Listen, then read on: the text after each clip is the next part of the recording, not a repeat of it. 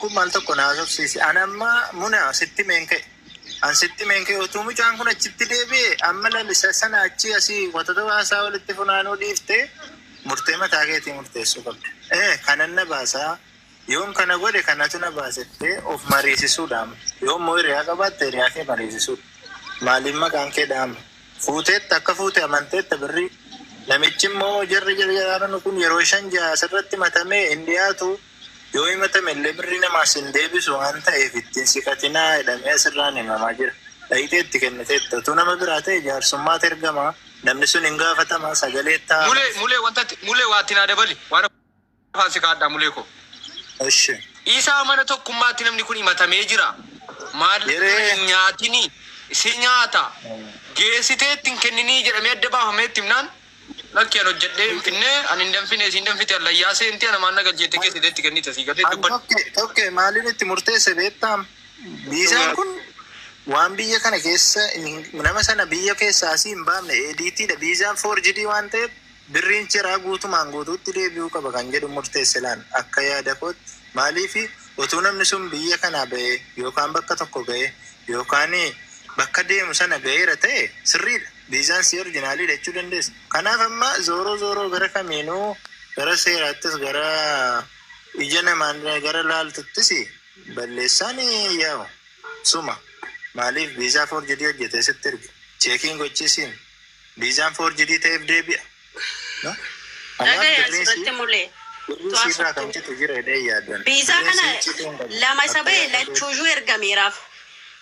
Lachuujuu Habiibitti ergeera biizaan kun lamadha. Alma lamaaf 5 ba'u orjinaaliin hin baane. Kanaafuu ilaaleera Habiib. Orjinaala ta'uusaa dhiisuusaa ilaaleera achirratti.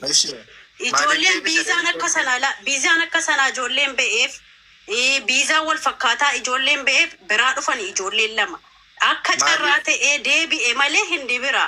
Yeroo sana ijoolleen baay'een deebi'aa jirti.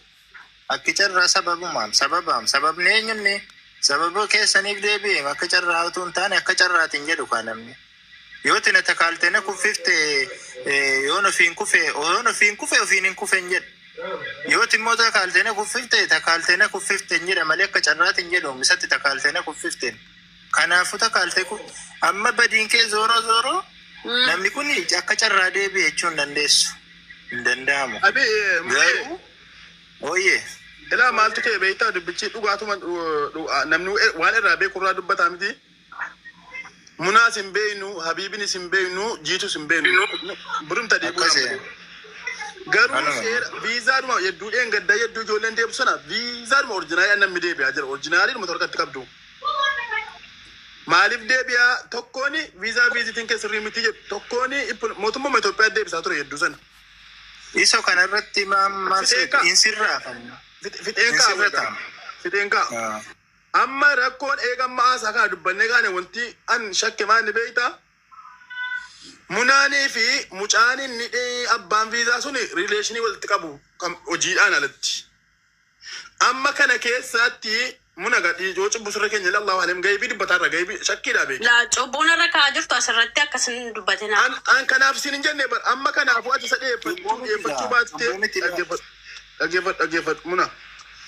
Amma asirratti ati birrii mucaa dhibbatti fuutee kan kaffaltee fi viizaanii viizitiidha tokko lammaffata ippoolomentii baasee fi karaa bichaa addanaa baase.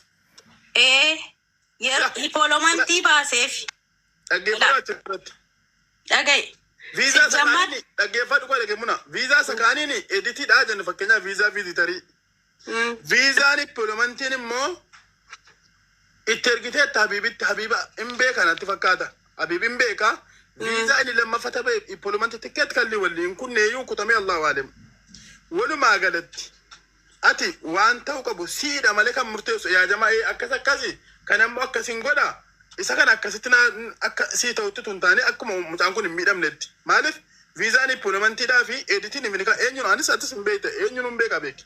Yoo kan biraanis googiliidha sachi godhee ilaalla kun amma harka keenya keessa jira waan ta'eef. Walumaa galatti akka cubbuun nuti hin dubbanne si akka mucaan sun hin miidhamnee fi dhugaa jiru lafatti dhoosi himi wanticha viizaan editiidhaa jechuudha inni duraanii.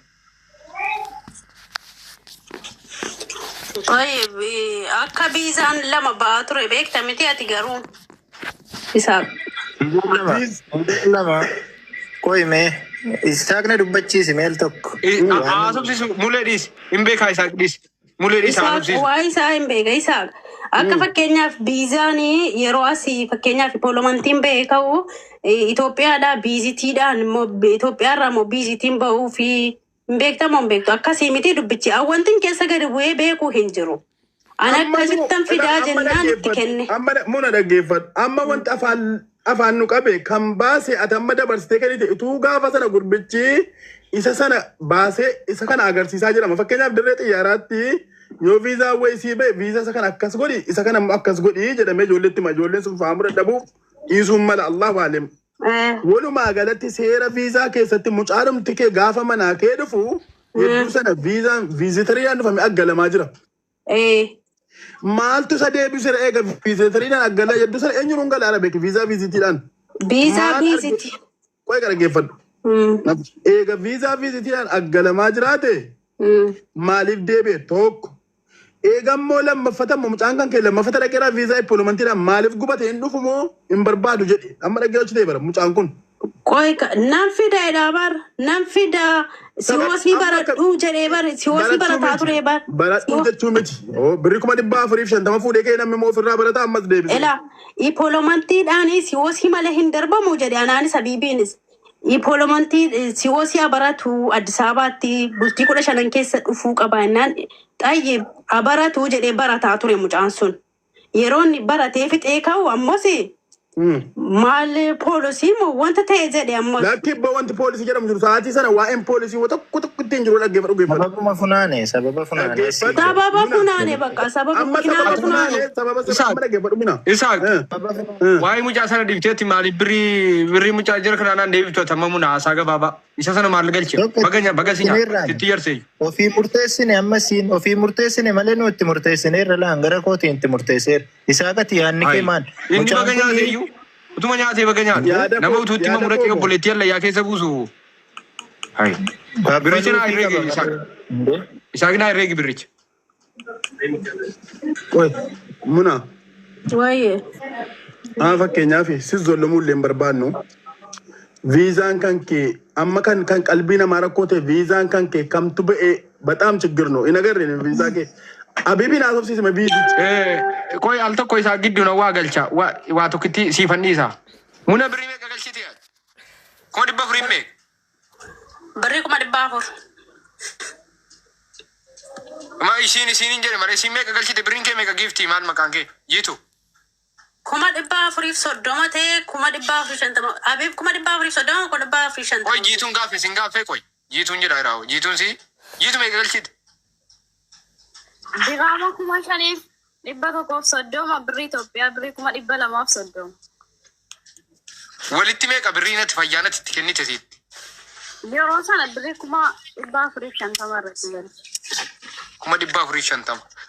Okay, qaama biizaa sana bira ga'e amma ga'e nan beekaa fanii wanta asii ga'e waan munaa biratti hafe nan beekaa. Isaa buutee kee harkatti qabattee isa buutee irra eeggatte iyyuu galchitu ture. Ishee miidhagu. Itti fufi Isaaq nan beeka waan isii hirka jirus. Waan isiin buutee of harkatti qabattee kan akkartus nan beeka bara. Egalee buutee kee irraa irra eeggattee si kana layyaa buufta jechuudha. Ishee miidhagu bara. Wallahi billahi. Inni wajjin tokki asirratti inni wajjiidha. Wajjin hin jiru. Wajjin buutee irra eeggattee hirkatti hafe nan beeka. Herreeggachuun abbaa fedhe yoo ta'e hojiidha. Utuu bakka hin geenye irra eeggattee birrii lafaa funaan ta'e. Bakka biizaan beeti. Isaaq birrii naa herreegamu. Mucaatiin dhufne malee. Isaaq birrii herreegamu. Buutee fudhattee kaa mucaan hin dhumne bakka hangeessetti buutee Isaaq naa kenna. Jamaa dubbii kana gabaabsaa dubbiin kun kwaarra miti wanta akkasii kana hojjechuu gijammaste tokko waggaa guutaa itti ammasii galee. Waan si'aatu. Nam fixaa wal tokko dhiifama waggaa naasa'u. Gabaabaa saashi jechi kun wanta jechuu barbaade maaliifi waa'ee viizaas amma viizaadhaaf harraachisuun beekama kanaan duras tikeetii immoo gaafa ishiin kutte sanaa Habiib bira gaale ergiteettiif miti tikeetii guyyaa gaafa sanaa ilaalame kan tikeetii siyoo dhuguma tikeetii kutte kan tikeetii sarraa qannasame kan viizaa sarraa qannasame haqqii mucaa kanaa ammuma dubraa ta'uu kun tunna'in haadaas immoo hin jirtu munaan isa dhugaa miti amma nan kaffaleetti kaffaltee dubbii kana gabaabsiiti hojii biraas eegaa jira ammasii galee inaarinas immoo xiqqoo tasgabbaa'e baay'ee haaraa ta'an naagalee waan tataartee fi naagalaa jira ittimteetta kanaan dura namatti maartaa mucaan kun dhufee mana kanas dhiyaateera dubbii isaas dhageenyeerra kanaafuu akkuma kana laannaa nama keenya wajjin hojjettu inni tokko olii inni tokko gadii wal makaadha dubbiin sii galee tokkummaa koo atis xiqqoo tasgabbaa'iti hojii biraas darbe kan jira kanaa cufiiti amma munaanis iddaan jirtu inshaallah rabbi sana gargaara. Isa wanta si ajaa'ibu buutee reeggattee ofirraa qabdi teessila waan immoo si godhu wayi.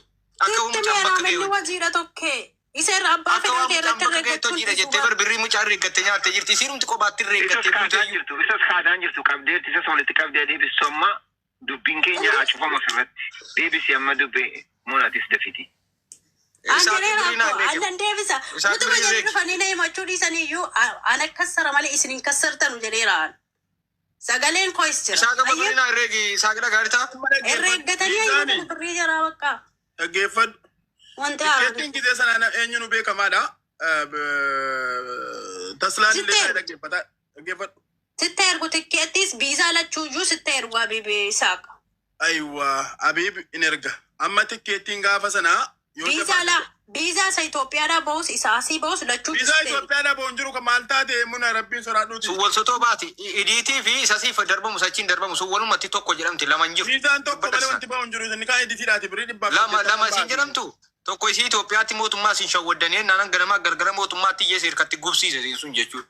Isii isin mootummaa shawwaddan ammallee mootummaa jira taa'u. Innati immoo ittu isa Dubaayitti agarsi.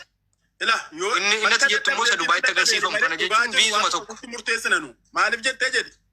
Jedhe waan adagay waan isin jettanii hin didu. Isaa birrii dhibbiin godhina herreegi isaa sitti kenneesitu beekaa naa herreegi. Isaa kana dhagee al tokko waan isin jettanii asirratti hin didu. Dhaggeeffadhu birriin amma ijoolleedhaa deebi'aa jiru warruma deebi'aa jiru argaa jirra dhagaa jira birriin tikkeettiti birriin viizaan deebi'a irraa citaa jechuudha bakka fayyaa deebisin jechuunis iqabdaan maaliif dhugaan jiru kanuma siifis miti mucaadhaafis miti. Birrii eenyu nu deebisaa birrii tikkeettiitii fi tikkeettiin gaafa sana ilaalame birriin tikkeettiitii fi birriin viizaa birriin gaafa sana viizaa meeqa ture yaani birrii 800 birrii 700 yaani birrii 500 jira ji'a sana ilaalama tikkeettiin birrii 50 birrii 59 guyyaa wal caala hanga 60 deemaa ture akka maatii miti kan kanaan hin jiru yoo lakki immoo kana achi jette himadhuuti dhugaa jiru sirra keenya. Ani Isaaqa sirratti waan isin jettanii didaa hin jiru xayyib. Garuu kuma dhibbaa afurii fi dhaggeeffadhu muna kuma dhibbaa afuriif 50 fuudhee jetti ishii jenni birrii tikkeettiitii fi birrii viizaa sirraa kun birrii viizaa kaffaltee birrii jaraatu tokko yeroo kenniniif takka godhi deebisi siif immoo du'aa isii kan inni ulfaadhu kabajamii jireenya kee gara fuulduraa rabbiin siifa tolchu yenna du'aa isii kananna kanuma haasaan biraan barbaachisu. Hiyyeessa boossisiiti ati abbaa qabda ka. Saree oolaan abbaa gaarii qabdu duba bakkee geessee bultii moo maal jedhan. Ati dallaalatti wajjin nama galaafattu qabda kamis.